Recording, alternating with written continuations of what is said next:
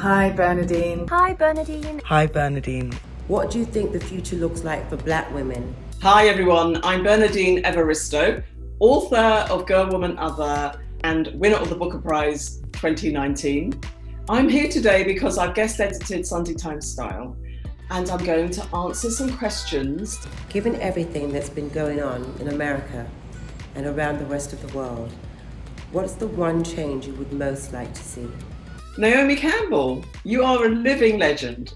Okay, we need to see anti-racist measures implemented in our society, from the boardroom to the basement, at every level, so that Black people and people of colour aren't discriminated against and enjoy full rights as full citizens of the countries in which we live. Hi Bernardine, Zawe here, with a huge virtual hug and a huge thank you for all of your support of me as a new author.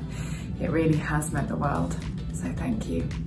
My question for you is, Girl, Woman, Other spans decades. Is there a decade you most would like to live in, and how old would you be in said decade? Hello Zawe, I really enjoyed your book Character Breakdown. I would really like to experience Victorian Britain. If I could time travel, I would go back to Victorian Britain, and I would probably be somebody aged 30 to 40 perhaps. So somebody who's already lived a life and has a certain kind of perspective on it. And I would like to experience Victorian England as a person of colour in London, actually, because London has always been an amazing place. Hi Bernardine, my name's Daisy Edgar-Jones and I am a massive fan of you and your book Girl, Woman, Other. And I wanted to ask, in your book you have lots of very different characters who have very specific individual voices, and I wanted to know if you had a favourite character to write for when you were writing it, and if so, why?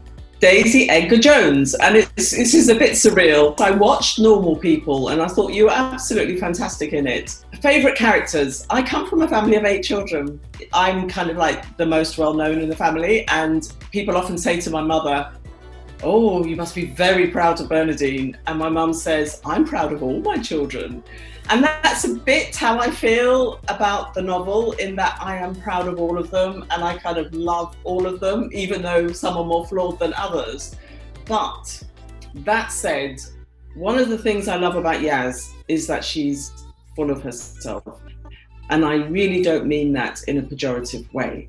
I think women, young women, should be full of themselves, especially young Black women, because society is really not encouraging that in them. And for me, when I say Yaz, a young Black British woman, is full of herself, what I'm saying is she's full of the possibilities of her life.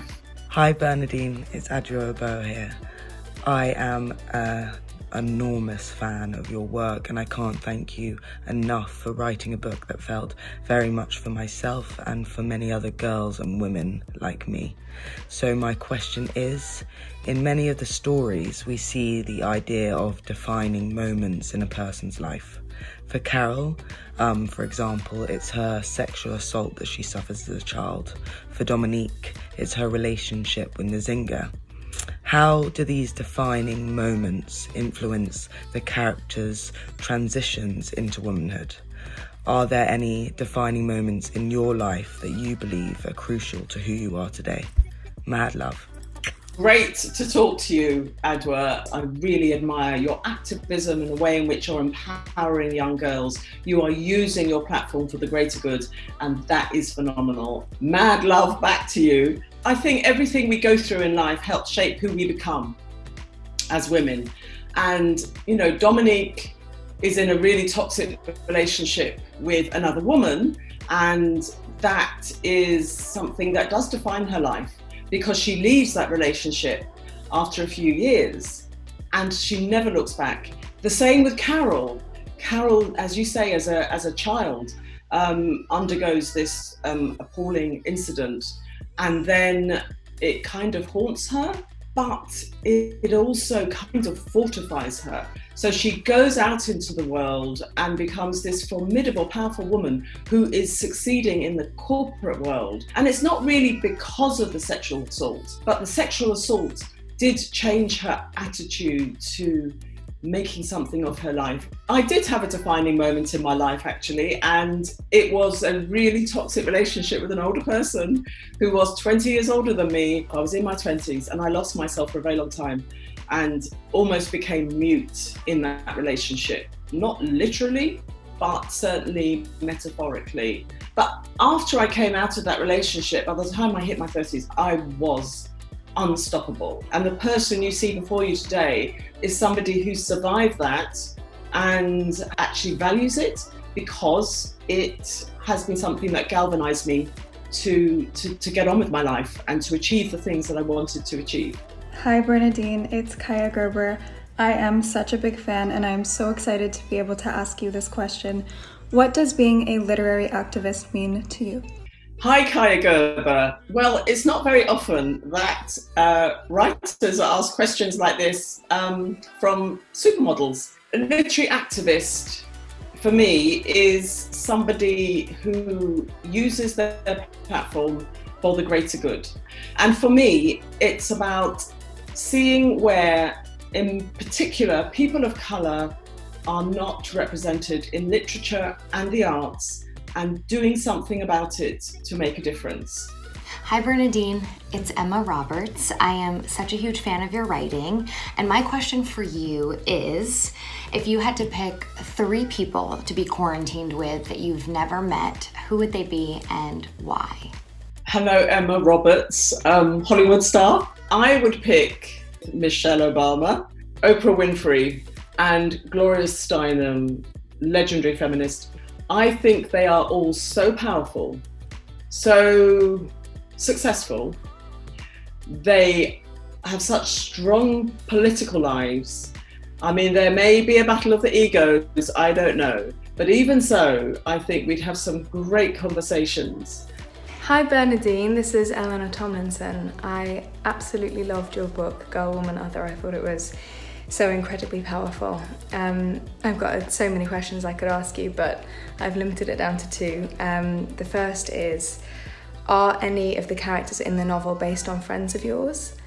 And the second question is about the publication process. How long did it take to publish the novel, and how long did it take to write it actually as well? I can't wait to hear your answers.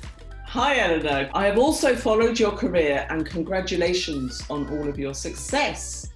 So, friends and fiction. The character of Amma is kind of loosely based on my younger self, and I've made that very public, although she's not me, but she is based on my younger self. The character of Yaz, her daughter, is based on one of my goddaughters. The book took 5 years to write. I do juggle lots of things in my life. I don't just sit at my desk for 5 years and write. I'm a professor of creative writing at Brunel University London, and I do a lot of other things. I write reviews, I do a lot of touring as a writer, but a novel takes as long as it takes, and writing 12 characters, each with their own sections, was really, really demanding. Your stories focus on women over time. Black women are creative forces and we are independently strong. Looking at how things are developing in the world today, what do you think the future looks like for Black women in the creative industry? I think there have been developments. It's very different today compared to when I was coming of age in the 80s, when we were really excluded in every way imaginable. And I think we are powerful enough to break through those barriers, and we are breaking through those barriers. The future is amazing for Black women, but we have to keep on fighting and make sure those changes happen.